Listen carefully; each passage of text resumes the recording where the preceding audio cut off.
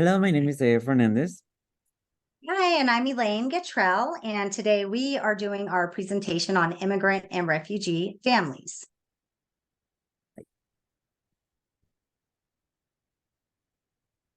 So we thought it was very important that everyone understand the difference between an immigrant and a refugee.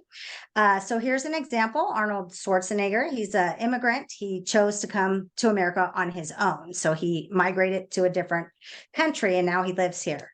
And then we have Madeleine Albright, who's actually, when she was young, her family was in Czechoslovakia and the Nazis invaded it. And so she had to move out of the country, her and her family. So she is considered a refugee. So immigrants and refugees families are typically go to the process immigration, where remain an element of their own culture. But even though they keep their own culture elements, they also adapt to the new country's values and norms, and which that makes them really special because I think because they have like a mix of both identities, but always keeping their own originality. These families face a lot of challenges, such as language barrier.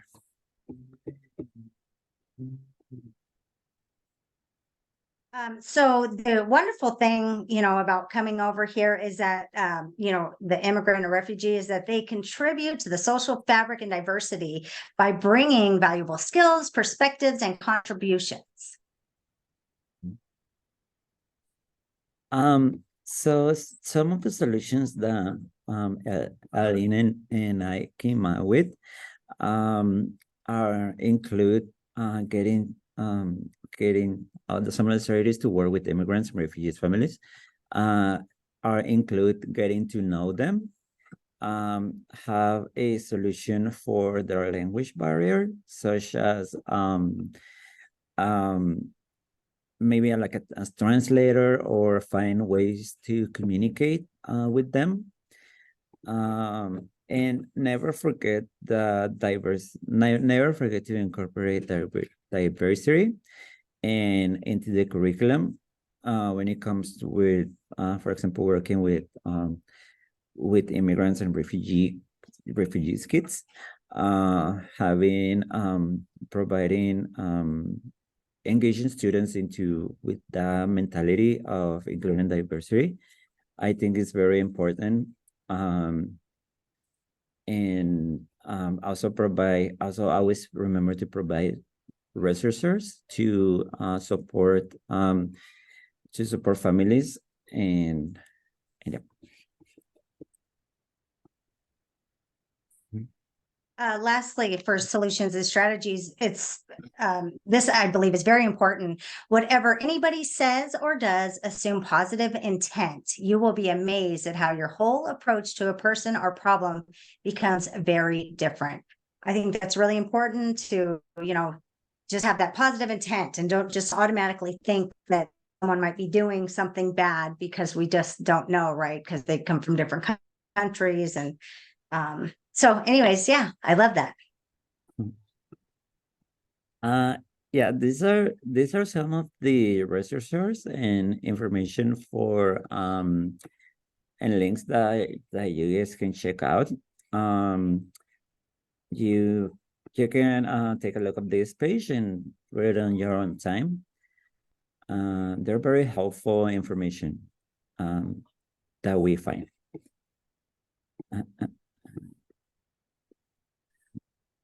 So as education professionals, we can apply our Christian principles and practices to help impact the lives of immigrants or refugees. We should lead by example, show kindness, and pray for our students and family.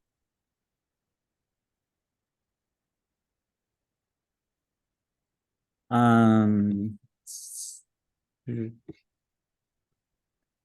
so to explain the challenges and and the challenges a refugee and immigrants face, I decided to interview my aunt, Lisette, who is a refugee from Mexico. This interview will show the importance of supporting refugees, organizations and communities, to um, and encourage other people to pay more attention on those on the challenges that these type of families experience and face, to promise a better future for everyone. Uh, uh, uh. Yep. So David's aunt is actually his dad's sister. She was raised in Los Mochis. It's a coastal city in northern Sinaloa, Mexico.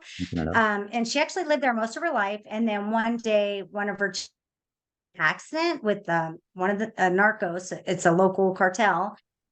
And from then on, their family was on the run. So they came to San Diego to live with David and his family. And today they're permanent residents here and they have the peace that they deserve.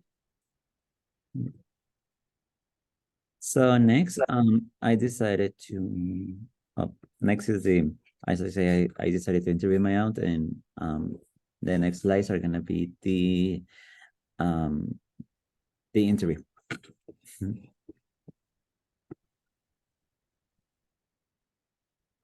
Can you tell me about your journey from Mexico to the United States?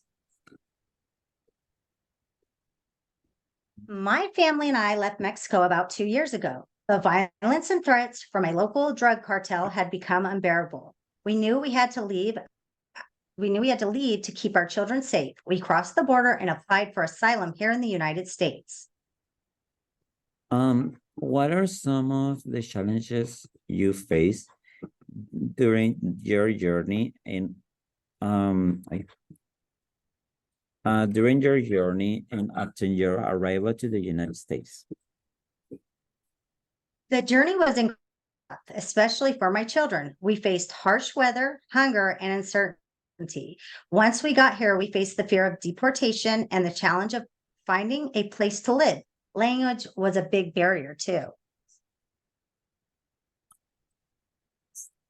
Since arriving in the United States, have there been any particular challenges you faced while adjusting here?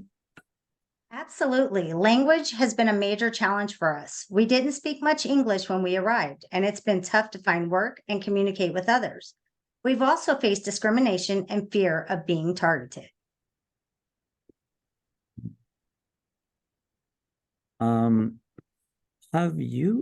Have you been able to access any support services or organization to help you and your family? Yes, thankfully, we received help from a local refugee support organization.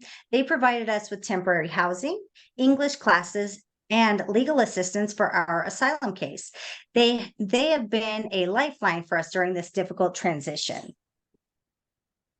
Is there anything you would like to share about your hopes for a future or any advice you have for other refugees facing similar challenges?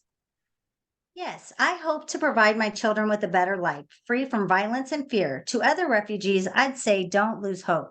Seek help from organizations and communities like we did. Stay strong and keep working toward a brighter future.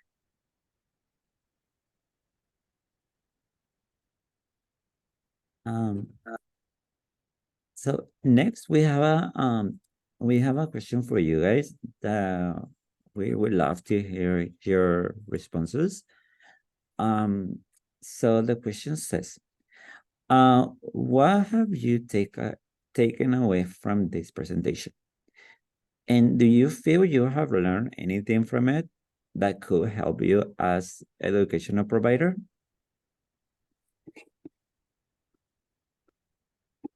And these are our references. Thank you so much for yeah, hearing us out. thank you. Bye. Bye.